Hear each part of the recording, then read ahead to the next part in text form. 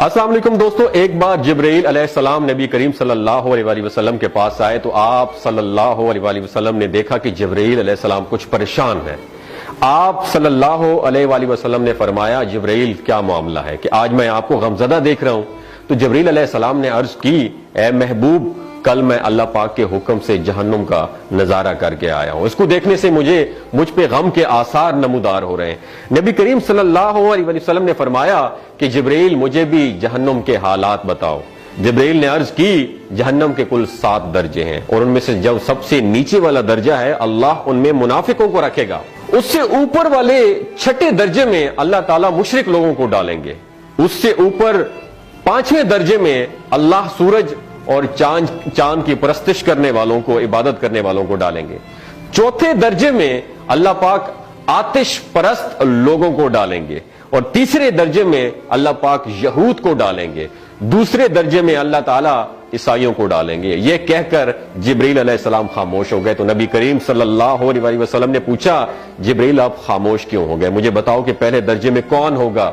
جبرائیل علیہ السلام نے عرض کیا کہ اے اللہ کے رسول، پہلے درجے میں اللہ پاک آپ کی امت کے گناہگاروں کو ڈالیں گے۔ جب نبی کریم صلی اللہ علیہ وسلم نے سنا کہ میری امت کو بھی جہنم میں ڈالا جائے گا تو آپ بے حد غمگین ہو گئے اور آپ نے اللہ کے حضور دعائیں کرنا شروع کر دی۔ 3 دن ایسے گزرے کہ اللہ کے محبوب مسجد میں نماز پڑھنے کے لیے تشریف لاتے، نماز پڑھ کر حجرے میں تشریف لے جاتے اور دروازہ بند کر کے اللہ کے حضور رو رو کر دعائیں فرماتے۔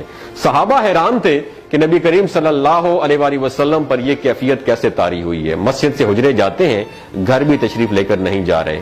جب 3را دن ہوا تو سیدنا ابو بکر صدیق رضی اللہ تعالیٰ عنہ سے رہا نہیں گیا، وہ دروازے پر آئے اور دستک دی اور سلام کیا لیکن سلام کا جواب نہیں آیا۔ آپ روتے ہوئے سیدنا عمر رضی اللہ تعالیٰ عنہ کے پاس آئے اور فرمایا کہ میں نے سلام کیا لیکن سلام کا جواب نہیں پایا، لہٰذا آپ جائیں، ہو سکتا ہے آپ کو سلام کا جواب مل جائے۔ آپ گئے تو آپ نے 3 مرتبہ سلام کیا لیکن سلام کا جواب نہ آیا۔ حضرت عمر رضی اللہ تعالیٰ عنہ نے سلمان فارسی کو بھیجا لیکن پھر بھی سلام کا جواب نہیں آیا۔ حضرت سلمان فارسی نے واقعے کا تذکرہ حضرت علی رضی اللہ تعالیٰ عنہ سے فرمایا۔ انہوں نے سوچا کہ جب اتنے عظیم شخصیت کو سلام کا جواب نہیں ملا تو مجھے بھی خود نہیں جانا چاہیے، بلکہ مجھے ان کی نور نظر بیٹی حضرت فاطمہ رضی اللہ تعالیٰ عنہا انہیں اندر بھیجنا چاہیے۔ لہٰذا آپ نے حضرت فاطمہ رضی اللہ تعالیٰ عنہا کو سب احوال بتا دیا۔ آپ حجرے کے دروازے پر آئیں، ابا جان السلام علیکم، بیٹی کی آواز سن کر محبوب کائنات اٹھے، دروازہ کھولا اور سلام کا جواب دیا۔ ابا جان یہ آپ پر کیا کیفیت ہے کہ 3 دن سے آپ یہاں پہ تشریف فرما ہے؟ نبی کریم صلی اللہ علیہ وسلم نے فرمایا کہ جبرائیل نے مجھے آگاہ کیا ہے کہ میری امت بھی جہنم میں جائے گی۔ فاطمہ بیٹی، مجھے اپنی امت کے گناہگاروں کا غم کھائے جا رہا ہے اور میں اپنے مالک سے دعائیں کر رہا ہوں کہ اللہ ان کو معاف کر دے اور جہنم سے بری کر دے۔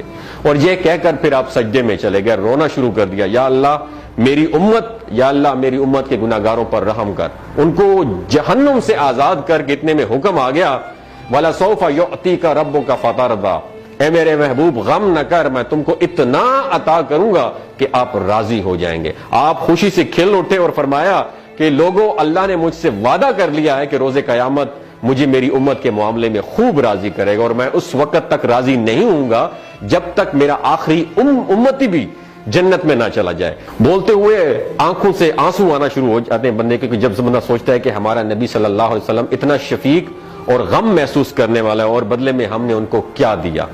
آپ کا 1 سیکنڈ اس ویڈیو کو دوسرے لوگوں تک پہنچانے کا سورس ہے۔ میری آپ سے عاجزانہ اپیل ہے کہ لا حاصل اور بے مقصد پوسٹیں ہم شیئر کرتے رہتے ہیں، لیکن آج اپنے نبی کی رحمت کا یہ پہلو کہیں ہم سے مس نہ ہو جائے۔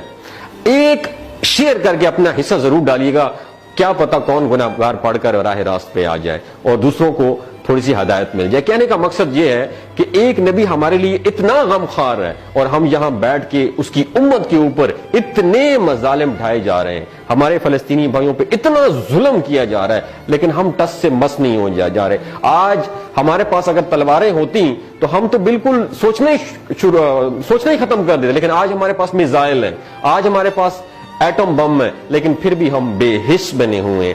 اللہ تعالیٰ ہمیں ہدایت نصیب فرمائے، اللہ تعالیٰ ہمارے لیے آسانیاں پیدا فرمائے اور اللہ تعالیٰ ہمیں نیک کام کرنے کی توفیق عطا فرمائے۔ اپنا اور اپنے ساتھ ہوئے رشتوں کا خیال رکھیے گا۔ اللہ حافظ۔